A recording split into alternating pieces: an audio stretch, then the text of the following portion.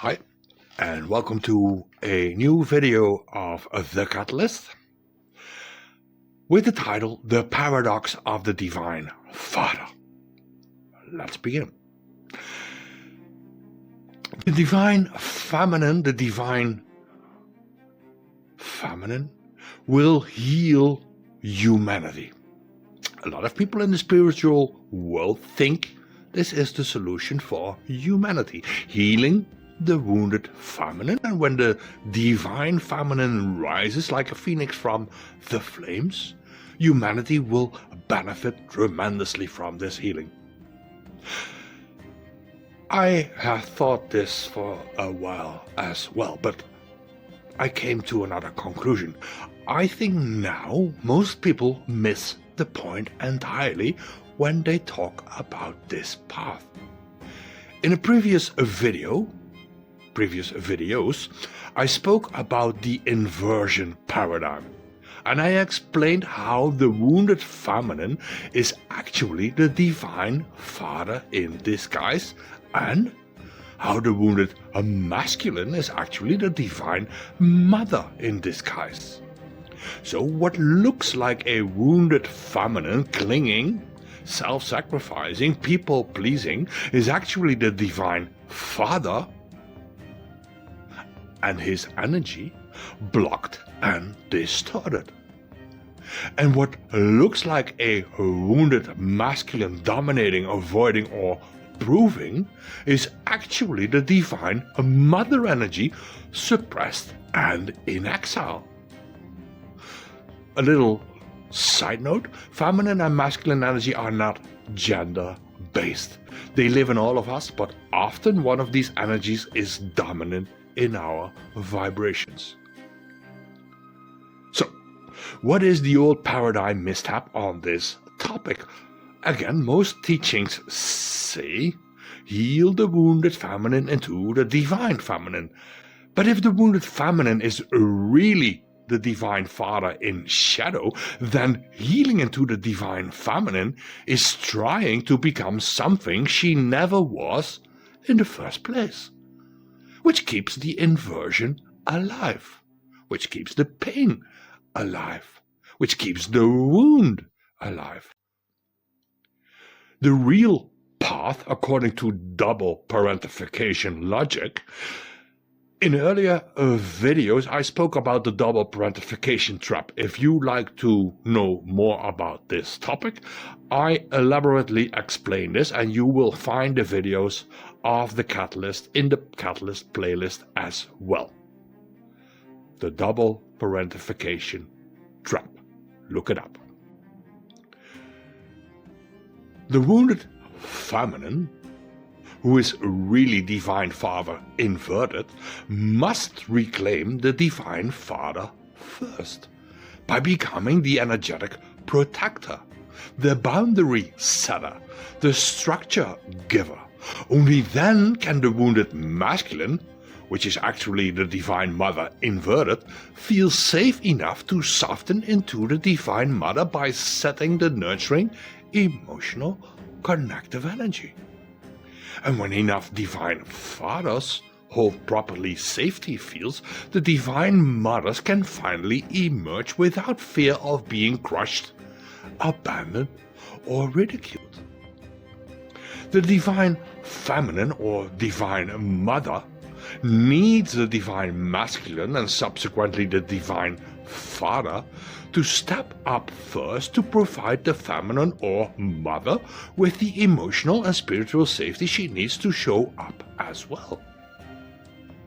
What does this imply for the work of the Catalyst? The true Catalysts are not simply healed feminine empaths shining as divine mothers. They are empaths who first re-embody the divine father, standing firm, creating boundaries, refusing sacrifice, protecting their own inner child. This generates the emotional safety field that allows both men and women to rediscover the divine mother in a balanced way. So ironically, the paradox says humanity thinks it needs a divine mother or feminine to heal first, but the doorway is through the divine father, reclaimed by those who appear as wounded feminine empaths. Only when the father energy is anchored in safety, emotional safety, spiritual safety, energetic safety, and sovereignty, only then can the mother truly emerge. This flips the whole narrative. The narrative of the feminine divine will heal humanity. This is absolutely true, but only when the feminine reclaims her hidden divine father first. So again, the paradox. The wounded feminine empath is not missing her divine mother, she is missing her divine father. Without the divine father's boundaries and protection in energy, she keeps collapsing into sacrifice and guilt. And the wounded masculine is not missing his divine father, he is missing his divine mother. Without her nurture and emotional safety, he keeps performing, dominating, or numbing out. So again, the order is not heal the feminine and then awaken the masculine. The real order is feminine heals into divine father, and then masculine softens into divine mother, and this leads to humanity's rebirth imbalance. Thus, the narrative should be, it's not just return of the mother, it is rebirth through the father first, so the mother can finally come home. The wounded feminine empath has built her entire survival system around the pain of, if I reach for father, I get rejection and abandonment. So of course, she rejects the father energy in herself. She hides it, demonizes it, or tries to bypass it by over-mothering everyone. But here is the paradox bomb. The very energy she rejects, the divine father energy, is the one she must reclaim. And the very pain of rejection and abandonment is the doorway to safety, sovereignty, and freedom. Early on in life, she learned father means rejection, emotional abandonment. Father means distance. Father means wound. Father means pain.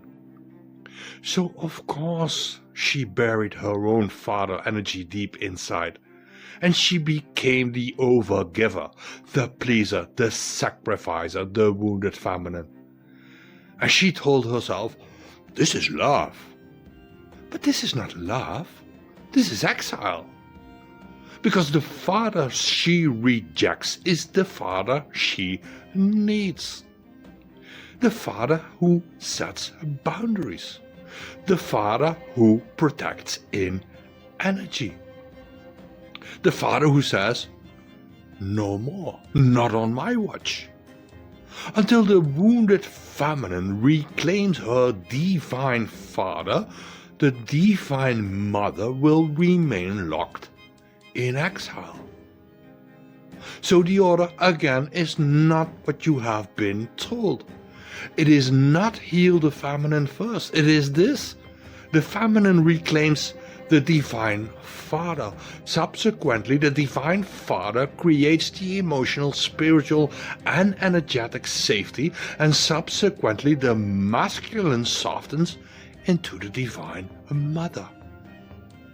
And only then does the divine mother return. The wound is rejection. The wound is abandonment. The wound is betrayal and deception. The healing is the Father, the divine Father. And the rebirth is both. You're not in the divine feminine, you are stuck in the wounded feminine, still suppressing your divine father. And until you reclaim him, his boundaries, his protection, his no more, the mother inside you will stay locked away, feeling unsafe. Energetically, spiritually, emotionally. So, put the crystals down for a minute and light a fire instead and say no instead of namaste and face the Father, the Divine Father you have been running from. Because only when you reclaim him, only then will the mother finally come home. The Father, the Son, and the Holy Spirit. Let me explain and refine. The Divine Father energy, the Father, as protector of his offspring, his Son, not gender-based, which stands for humanity, ultimately healed by the nurturing and unconditional love of the Divine Mother, the original and actual Holy Spirit. Make sense? You decide for yourself. Thank you for watching.